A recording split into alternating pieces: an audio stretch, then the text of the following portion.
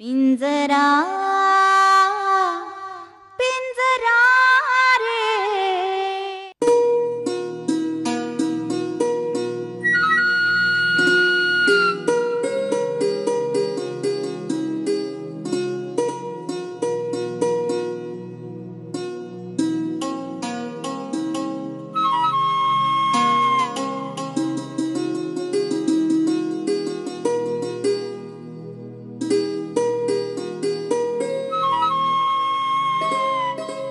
भाऊजींना मदत करण्याचा प्रयत्न केला होता मी. त्यांचं चांगलंच व्हावं हाच हेतू होता माझा. हे तुला माहिती आणि मलाही माहिती. मी त्यांना आत्महत्या करायला प्रवृत्त कशी करीन? का? मान्य आहे वीर आता जरा सैरभैर झाला आणि त्याला सुधरत नाहीये. मलाही कळतीये त्याची अवस्था. पण तो माझ्याशी जे काही वागला त्याचा मलाही त्रास होतोच आहे की. मी निर्दोष हे तुला माहितीये. आता फक्त ते वीर पुढे सिद्ध करायला मदत कर.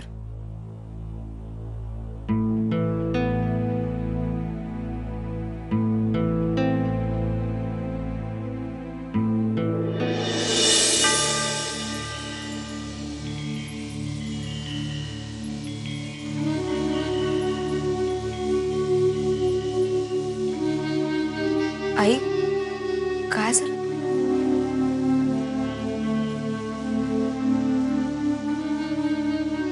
काय व्हायचं बाकी राहिलं आनंद. त्या देवाला भी माझी जरा दया नाही आली.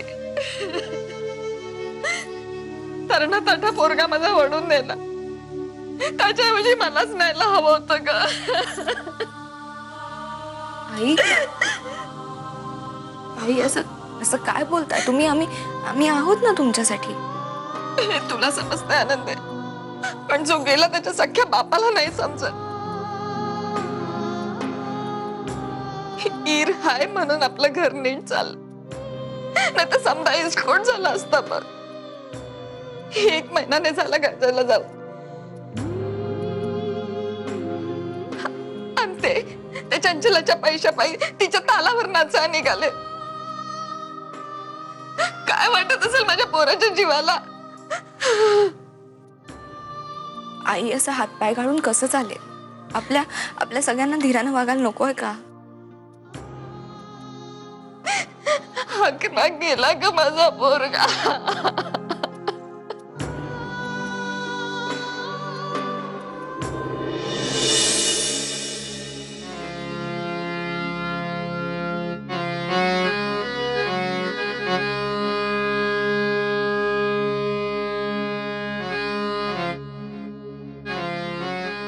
भाऊजी काय केलं तुम्ही? हे काय करून बसला तुम्ही? का फसवलं आम्हाला? तुम्ही गेल्यानंतर आमच्यावर काय आभाळ कोसळणार आहे याचा जराही विचार नाही केला ना भाऊजी तुम्ही? भाऊजी तुम्ही जे काही केलं ते अडचणींवर उत्तर नव्हतं, तो पळून जाण्याचा मार्ग होता. तुमच्या आत्महत्येनंतर वीर समाजाबद्दल जो काही गैरसमज झाला तो कोण दूर करणार भाऊजी? त्याला कोण पटवून देणार की मी निर्दोष आहे?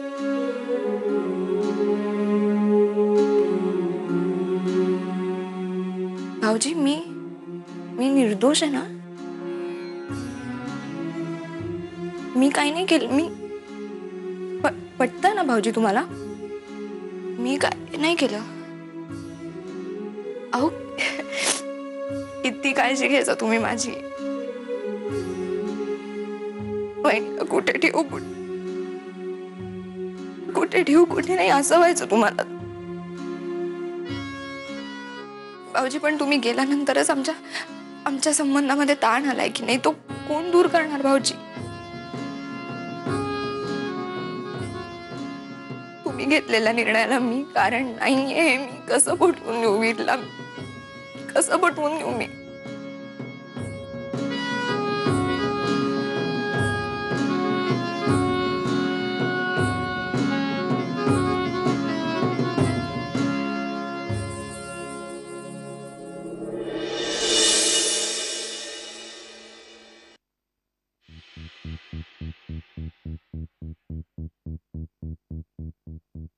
विरेधर,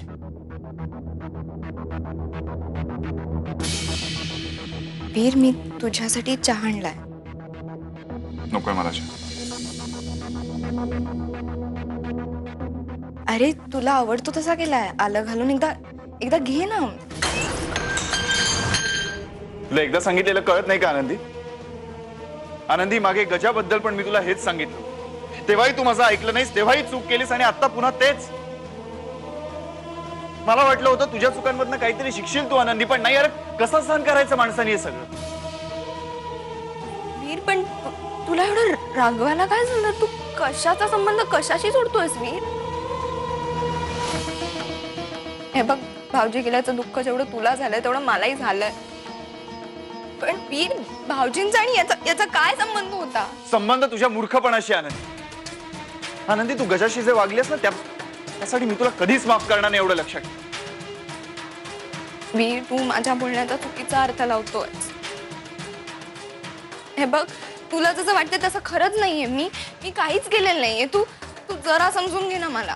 चल ठीक आहे, तू म्हणतेस असं काही झालं नसतं. मला फक्त एवढं सांग आनंदी, पण गजाला आत्महत्येबद्दल सांगायची काय गरज होती तुला? बरं, तेही जाऊ दे. मी याआधी तुला सारखं सांगत होतो गजासुपी प्रकरणाला प्रोत्साहन देऊ नकोस. का ऐकलं नाहीस ना तेव्हा माझं तू? वीर, त्या दोघांनी आपल्याला किती मदत केली होती. ते दोघं एकमेकांच्या प्रेमात पडले तर ते मदतीसाठी माझ्याकडे आले, तर मी दुसरं काय करायला हवं होतं? मी त्यांना नाही म्हणणं शक्यच नव्हतं. तू नाही म्हणायला हवं होतंस आनंदी. अगं निदान मी सांगतोय म्हणून तरी. आनंदी, तू जर असं केलं असतंस ना तर आज माझा भाऊ तरी माझ्या बरोबर असता.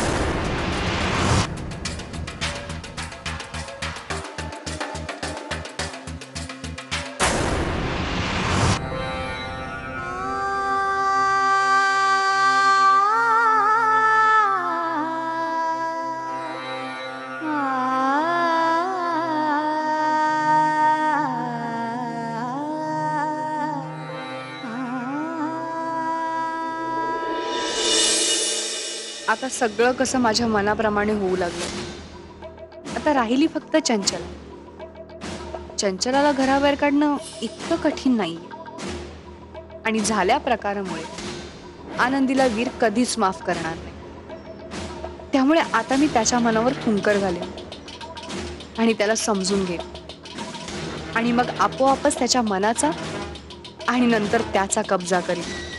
मीनवाईल मला ओजसपासून डिवोर्स घेतलाच पाहिजे, कारण ओजसचं लोडणं गळ्यात बांधून मी नाही जगू शकत. मला वीर बरोबर फ्युचर प्लॅनिंग करायचंय. मामाला फोन करून वकिलांशी बोलायला हवं आणि डिवोर्सची प्रोसेस सुरू करायला हवी. चला, म्हणजे आता शेवटी जे मला हवं होतं ते मी मिळवणारच. मला मिसेस नारायणी वीरेंद्र देशमुख व्हायचंय आणि आता ते लवकरच होणार आहे. खरं सांगतोयस ना तू? Are you sure? Okay okay.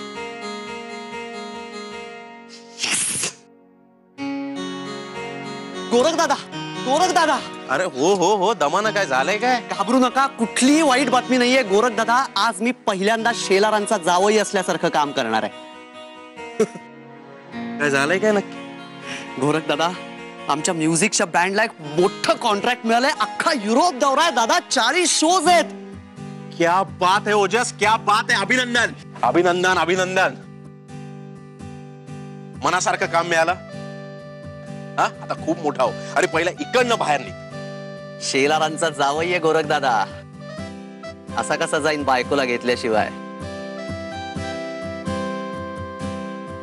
नारायणीने मला आजपर्यंत खूप मदत केली आहे. मला तिची परतफेड करायची.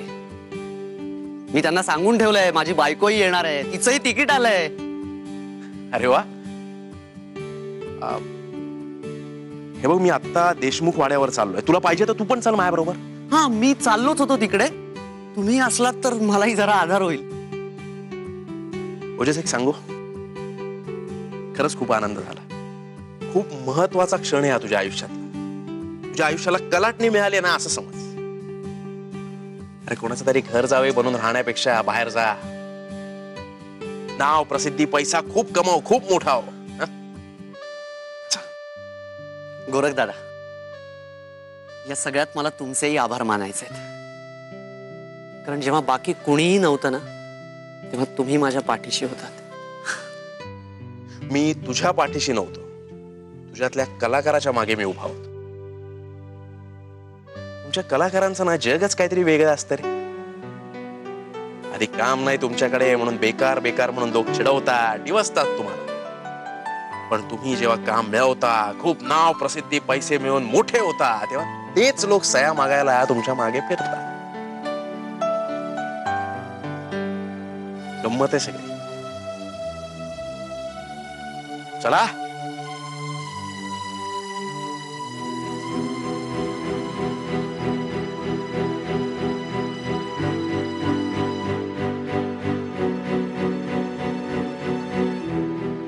हे अरे ओजस, येतोयस ना? हा, ते नारायणीचं काही कळत नाही हो. ती माझा तिरस्कार करते. ती माझ्याबरोबर येईल न येईल काही सांगता नाही येत. का नाही येणार? अरे एवढं मोठं कॉन्ट्रॅक्ट मिळालंय तुला, परदेशी जाणार आहेस, ती नक्की येणार. तिला अभिमान वाटेल तुझा. पण हे सगळं तू तिला सांगायचंस, तू पटवून द्यायचंस. मी दर्शवणार पण नाही की मला काही माहिती. चल. नाही, नको गोरख दादा, राहू दे. काहीतरी वेगळं बघू नको. ओजस, आपण जाऊ, आपण बोलू, तिला पटेल. ऐक माझं. चल पटकन चल.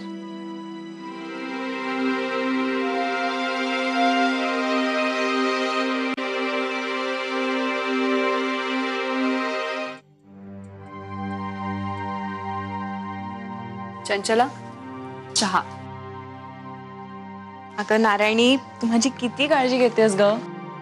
अगं वेडे, मी तुझी काळजी घेण्यासाठीच इथे आली आहे ना. हो, पण हे असं किती दिवस चालणार? तू जिथं असशील तिथं मी आयुष्यभर तुझी काळजी घ्यायला येईन. अगं कुठेतरी तू माझ्या मागे यायला, मी कुठेतरी जायला हवं ना. पण मी ठरवलंय आणि बाबांनाही कळवलंय. काय ठरलंय तुझं? हेच की हे घर सोडून मी कधीच जाणार नाही. माझ्या आयुष्यात जे काही चांगलं वाईट होईल ते इथेच होईल, या देशमुख वाड्यातच होईल. का?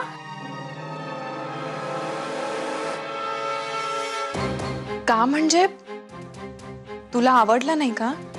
नाही ग, मला आवडलं, पण काय?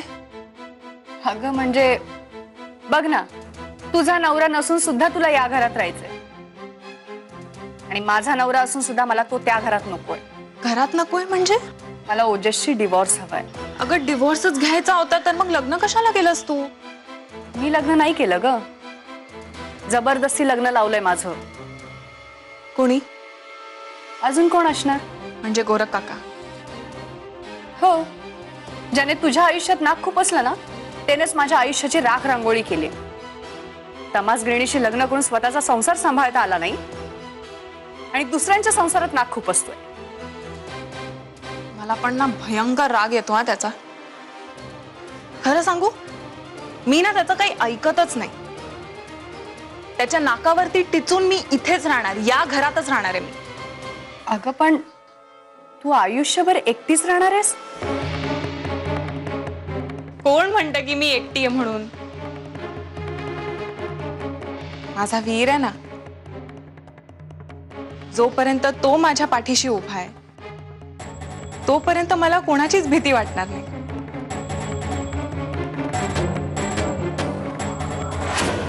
जोपर्यंत मी आहे ना, तोपर्यंत वीरच्या सावलीजवळ सुद्धा तुला फिरकू देणार नाही मी.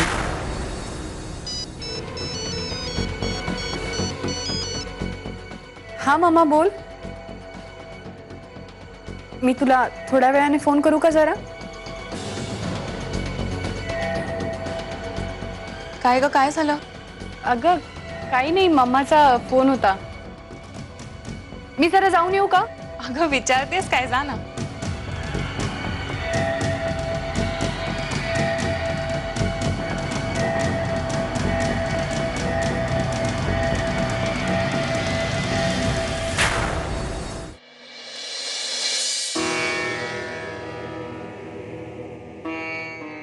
काय ग काय झालं रडायला? रडतीये का? मी कांदा चिरत होते. हो का? बघू चिरलेला कांदा कुठे आहे ते. तू जा ना इकडनं. म्हणजे मी गेलो की तुला आणखीन रडायला मिळेल ना. अजून किती दिवस अशी कांदे बटाट्याची कारणं देणार आहेस का? मग मी काय करू पंढऱ्या? एवढे दिवस सगळे घरातले बोलत होते मला आणि आता वीर पण माझ्या विरोधात गेला. म्हणजे तू म्हणत होता तेच झालं. आपलं बोलणं झालं नव्हतं का की भाऊजींच्या आत्महत्येला त्यांनी मला जबाबदार धरायला नको. त्यांनी मला नेमकं तेच विचारलं. मी भाऊजींना असं काही विचारलं होतं का? मी हो म्हणण्याचा अवकाश म्हणण्याला तर एवढा बोलला, मला खूप बोलला. अगं पण आनंदे आपलं ठरलं होतं ना की कोणाला काही सांगायचं नाही म्हणून. नाही ना, मी सांगितलं त्याला. त्यांनी आपणहून विषय काढला माझ्याजवळ. ठीक आहे त्यांनी विचारलं मग तू तरी त्याला नाही म्हणायचंस ना.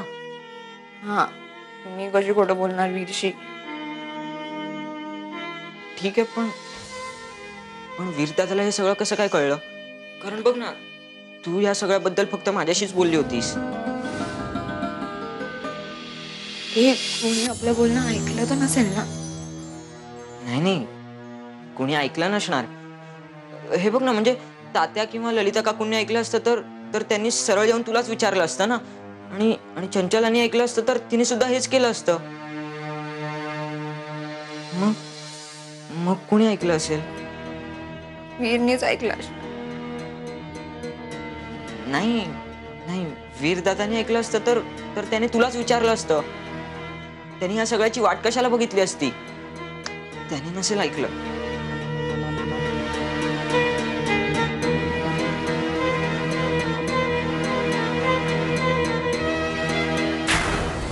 नारायणी तीच आहे. आनंदी मला पण तीच वाटते. कारण या निमित्ताने का होईना ती वीर दादाशी जाऊन बोलली असणार. बरं आनंदे तू कधी कोणाला मारलेस का? मी अरे हा, एकदा नाही का त्या विष्णाला मारलं होतं. शपथ, म्हणजे अख्ख्या गावात त्या माणसाला कोणी हात लावत नाही त्याला तू मारलं होतंस? मग तू त्याला मारलं होतंस ना, मग तू हिच्या बाबतीत का असं वागतेस? हिला पण दे ना 2-4 ठेवून. पंढऱ्या तू नाही. पंढऱ्या हा प्रश्न ना आता मारामारीने सुटणार नाहीये.